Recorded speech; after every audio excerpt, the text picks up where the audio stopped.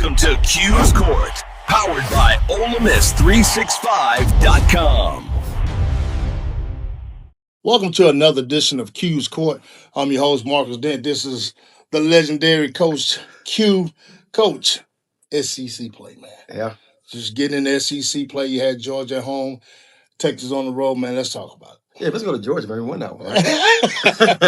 Man, the one thing that I can say about the SEC is it's a very unforgiving league. Right? Unforgiving. Man. So you got to take care of home court at all time. So our first game was Georgia at home, and we came out and played well. I was just really, really pleasantly surprised that when you go to your first game of the conference, you don't know how your players are going to come out. Right. And was pleasantly surprised that we were so focused and so ready to play in that game.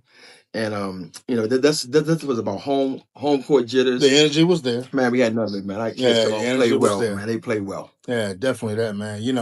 That's one thing. I was there watching the game, and we got a chance to see, the energy that we saw at the end of the year last year. So it just it wasn't like they were cold or anything. They came out and played. And Georgia was undefeated. Absolutely. Regardless of who they played, they was undefeated, and that was a great win. Man, Georgia's a good team, man. They have really good guards. They give them guards that can boogie and get downhill.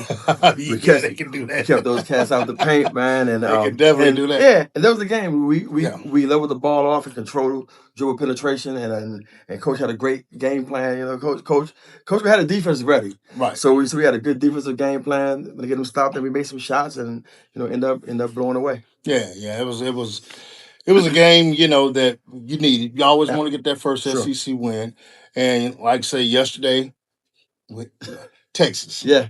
Texas. It was one of them things where I never worry about our team getting back into the game to give us a chance to win. Correct. I thought that was the biggest thing that, Texas got a little distance in between us, but I never felt like we were out of the game. I never felt like we were out of it. Right.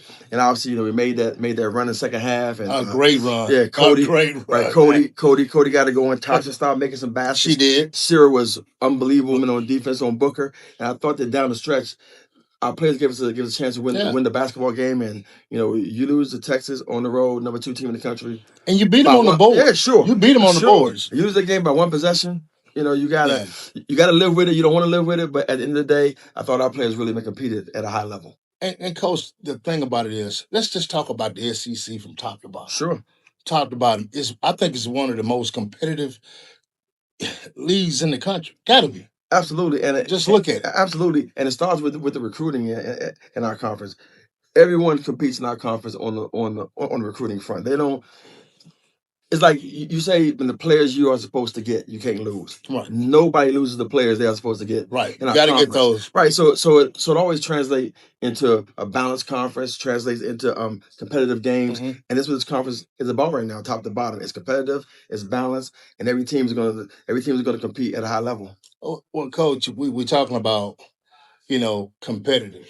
We're seeing a lot of international players filling some of these recruits. I mean, let's talk about that a little bit. That's something that's occurring right now a lot.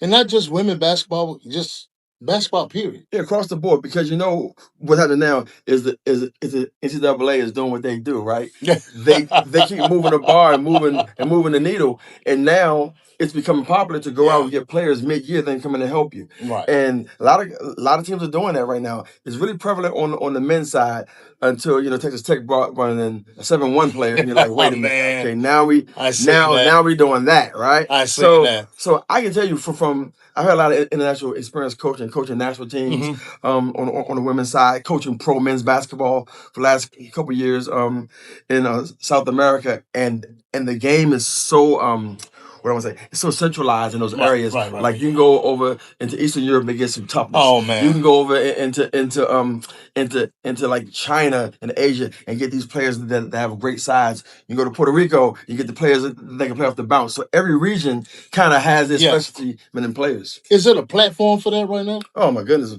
why? And not only that, but those players are always preparing to come to college, and they're not making themselves quote unquote full pros because they know how much money they can take. They know not to roll in classes right away because it starts their clock. So now you got people over there who are telling them how to remain eligible for college. So I think you're going to see it more and more every day. I mean, and I'm seeing them kind of come in mid-season. Sure. So explain that a little bit. Well, Think about it that until you start playing college basketball, you're eligible pretty much. Oh, okay. So you got players that may qualify late. You got players that may cure some academic deficiencies late. So as long as they get that at the right time, they can come in and play mid-year. And that's what you're finding now. I mean, the key is those kids aren't starting college, and they're starting college in January, and now they're eligible right away. Wow, man, that's good to know. There's a lot of people who was, just talking about that. I'm like, man, how? Because I think was South Carolina got a girl that's coming in late. So I was like, how did that work? A lot of people want to know how that worked. But let's talk a little bit about the games we got coming up. Sure. The SEC games we got coming up. How you guys preparing for that right now? Well, good thing about our conference is what teams are going to do. Yes. We got enough tape right now. So we got 16 games worth of tape. So we know what our opponents are going to do. We got to put a game plan together to be able to combat it.